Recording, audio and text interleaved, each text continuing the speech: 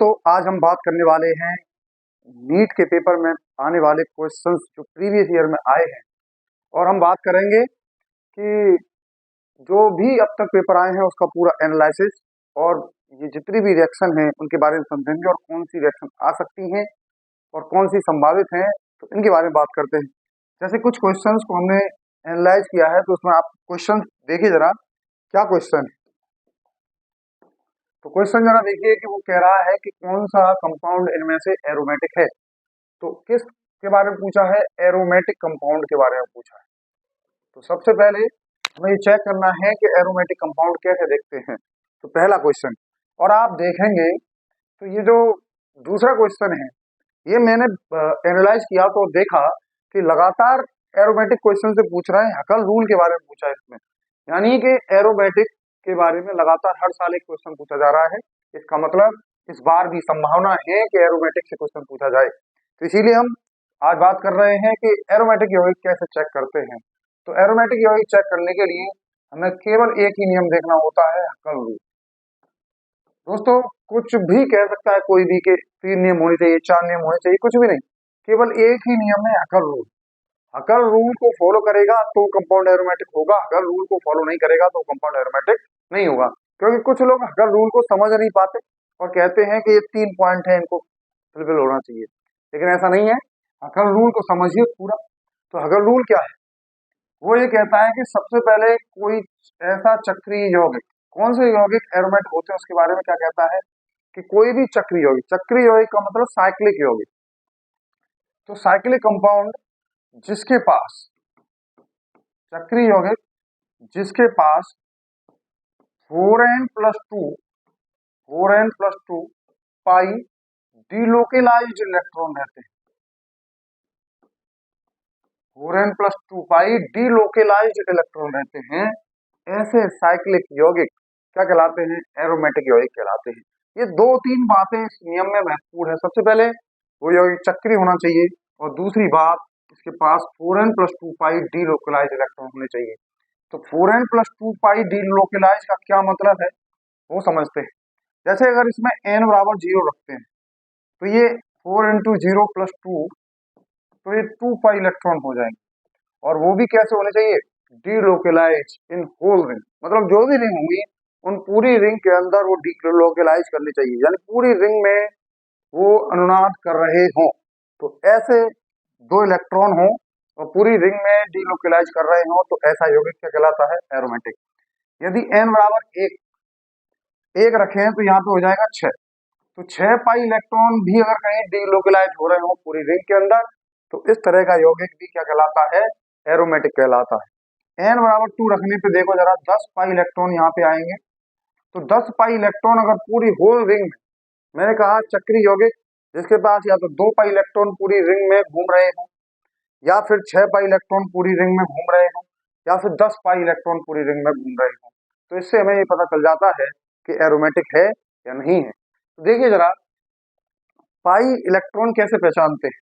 तो pi electron या तो डबल बॉन्ड में गिरेंगे या ट्रिपल बॉन्ड में गिरेंगे और नेगेटिव चार्ज में, और वो नेगेटिव चार्ज जो कि पी ऑर्बिटल में होगा। ऐसा नेगेटिव चार्ज या लोन पेयर जिसके पास में क्या होगा? पी ऑर्बिटल होगा, उसको इसमें गिना जाएगा। जैसे कुछ 1-2 बात और एग्जांपल्स इनको देखते हैं तो आपको समझ में आएगा। जैसे ये कंपाउंड, इस कंपाउंड में देखें तो ये देखो 2 पाई इलेक्ट्रॉन एक बॉन्ड में, यहाँ 2 पाई हो गए, और इस एक नेगेटिव चार्ज में क्या इसके पास पी ऑर्बिटल है?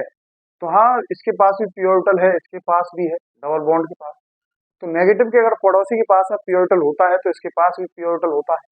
तो इस तरीके से हमने बताया कि पूरे रिंग में ये रिजोनेंस हो रहा है, यानी कि हर जगह पे ये रिजोनेंस शो कर रहा है, यानी कि ये इलेक्ट्रॉन डिलोकेलाइज्ड भी है।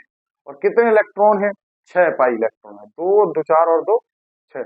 और देखिए जरा हकल रूल को फॉलो कर रहा है, 6 पाई इलेक्ट्रॉन है, डिलोकेलाइज्ड है पूरी रिंग के अंदर, इसका मतलब ये एक एरोमेटिक कंपाउंड है।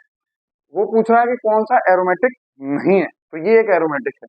इसके बाद ये देखो जरा, ये देखो 2 पाई इलेक्ट्रॉन, ये 2 पाई इलेक्ट्रॉन, ये 2 पाई इलेक्ट्रॉन, और प्लस के पास पी ऑर्बिटल होता है। इसका मतलब यहाँ भी रिजोनेंस हो रहा है पूरी रिंग के अंदर, क्योंकि सब जगह पी ऑर्बिटल। अब पाई इलेक्ट्रॉन दोनों देखो, 2 और 2 4 और 2 6, पॉजिटिव में तो इलेक्ट्रॉन होते ही नहीं है, तो कितने पाई इलेक्ट्रॉन है? 6 पाई इलेक्ट्रॉन है। और पूरी की पूरी रिंग में क्या हो रहे हैं? डीलोकलाइज हो रहे हैं। तो इसका मतलब हम ये कह सकते हैं कि ये भी एरोमेटिक है। इसके बाद ये देखो, इसमें एक डबल बॉन्ड है और इसके पास पॉजिटिव चार्ज है। पी ऑर्बिटल यहाँ भी है, यहाँ भी है और यहाँ भी है। यानी कि डीलोकलाइजेशन पूरी रिंग में हो रहा है, अनुनाद पूरी रिंग में हो रहा है। और कितने पाई इलेक्ट्रॉन है? एक बॉन्ड का मतलब 2 पाई इलेक्ट्रॉन। पॉजिटिव का मतलब इलेक्ट्रॉन होते नहीं है। इसका मतलब 2 पाई इलेक्ट्रॉन है और 2 पाई इलेक्ट्रॉन पूरी रिंग में डीलोकलाइज हो रहे हैं। इसका मतलब ये भी एरोमेटिक, ये भी एरोमेटिक। बचा कौन? यही एरोमेटिक नहीं है। क्यों एरोमेटिक नहीं है ये? क्योंकि इसके पास यहाँ पे पी ऑर्बिटल नहीं है और ये डीलोकलाइजेशन पूरी रिंग में नहीं हो रहा है। असल रूल ये कहता है कि पूरी रिंग में डीलोकलाइजेशन होना चाहिए, लेकिन यहाँ पे क्योंकि sp3 संकरित कार्बन है, यहाँ पे कोई भी पी ऑर्बिटल नहीं है, न तो यहाँ डबल बॉन्ड है, न यहाँ ट्रिपल बॉन्ड है, न प्लस है, न नेगेटिव है, लोन पेयर है, कुछ भी नहीं है यहाँ पे। इसलिए ये पूरी रिंग में डीलोकलाइजेशन नहीं हो रहा है, इसीलिए ये एक एरोमेटिक कंपाउंड नहीं है। इसी तरीके से जो नेक्स्ट क्वेश्चन है आप इसको देखेंगे तो इसमें इनको ये बताना है कि कौन कौन से एरोमेटिक हैं।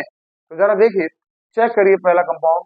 पूरी रिंग में सबके पास में पी ऑर्बिटल है, आपको दिख रहा है, सबके पास में पी ऑर्बिटल है, यानी कि पूरी रिंग में एक्सटेंड हो रहा है, डीलोकलाइजेशन चल रहा है। अब हमें पाई इलेक्ट्रॉन गिनने हैं, 2 2 4 और 2 6 और 2 8 और 2 10। कितने पाई इलेक्ट्रॉन है?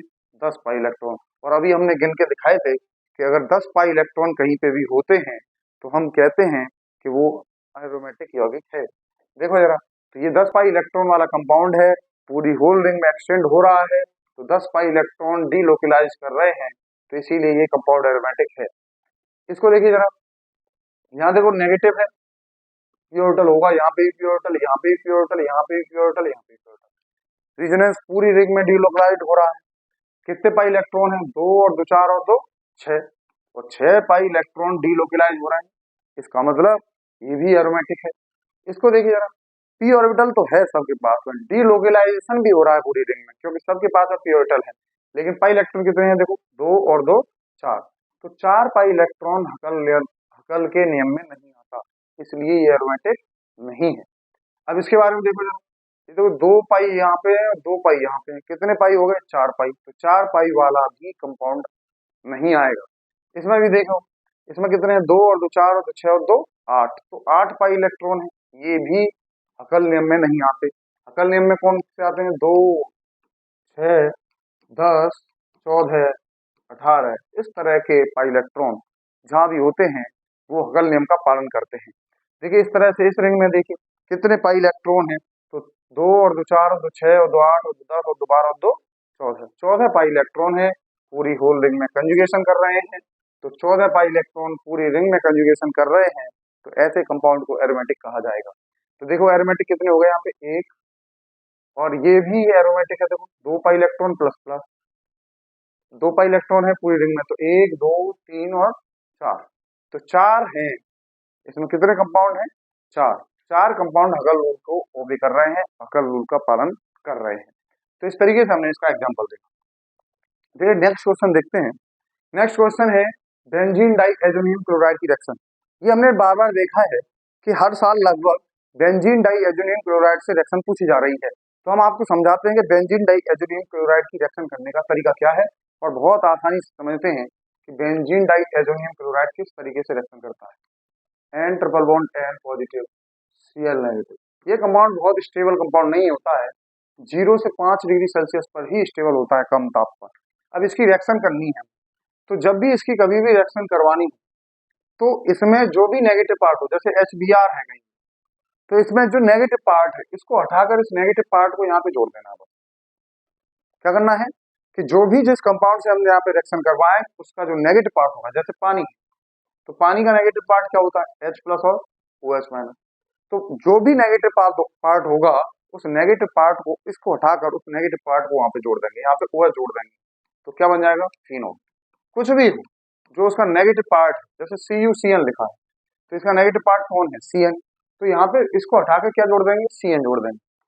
तो इस तरीके से हम ये समझा रहे हैं कि बेंजीन डाइऑक्सिनियम क्लोराइड की जब भी रिएक्शन आएगी तो आप उसके नेगेटिव पार्ट जो भी लिखा होगा यहाँ पे, या मान लो HF लिखा है, HbF4, तो इसमें नेगेटिव पार्ट कौन है? फ्लोरीन होगा, क्योंकि फ्लोरीन की धात्वकता सबसे ज्यादा है। तो आप इस पूरे ग्रुप को हटा के क्या जोड़ देंगे? फ्लोरीन। तो बेंजीन डाइएजोनियम क्लोराइड की रिएक्शन की यही खास बात है कि उसमें जो भी डालेंगे उसका नेगेटिव पार्ट इस पूरे ग्रुप को हटा के जोड़ देना है। ठीक है, तो इस तरीके से इस रिएक्शन को देखेंगे जरा। तो इस रिएक्शन को देखो जरा ध्यान से, तो आपको समझ में आ रहा होगा कि ये बेंजीन डाइएजोनियम क्लोराइड है। अब इसमें Cu2Br2 और HBr है, इसमें नेगेटिव पार्ट कौन है, Br।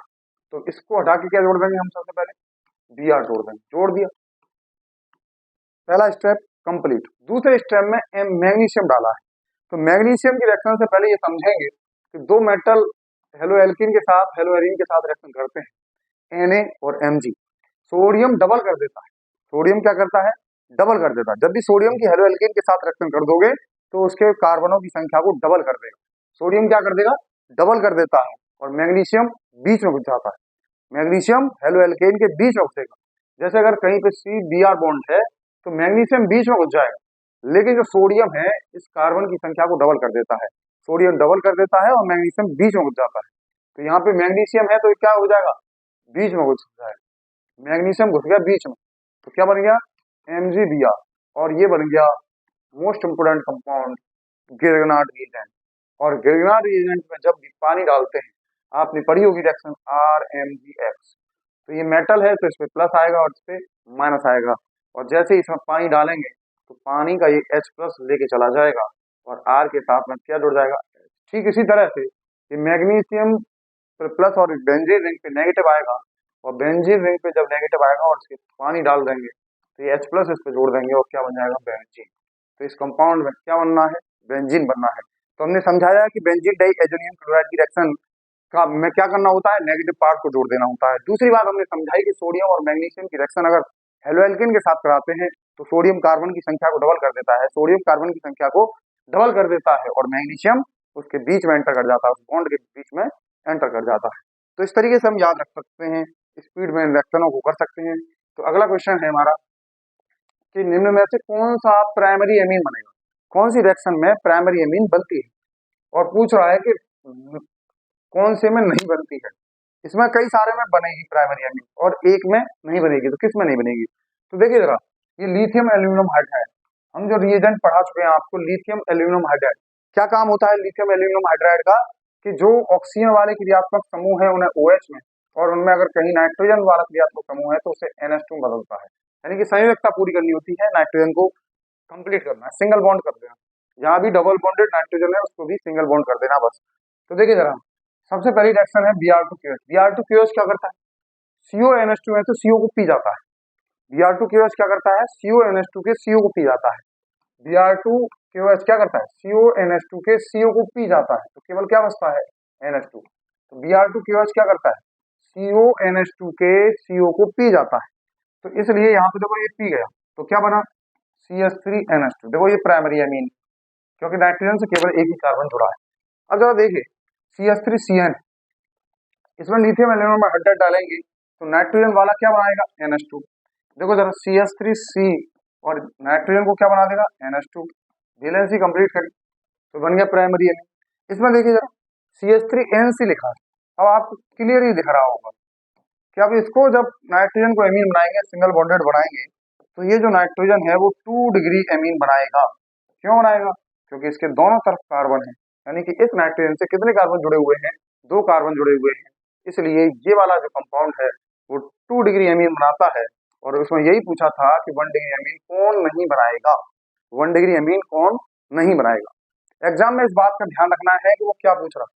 हम कभी कभी ऐसी गलती कर देते हैं कि जल्दी से हम ये समझते हैं कि कौन सा प्राइमरी एमीन देगा, तो पहले ऑप्शन को टिक करके चले जाते हैं, हम बाकी को देखते भी नहीं है।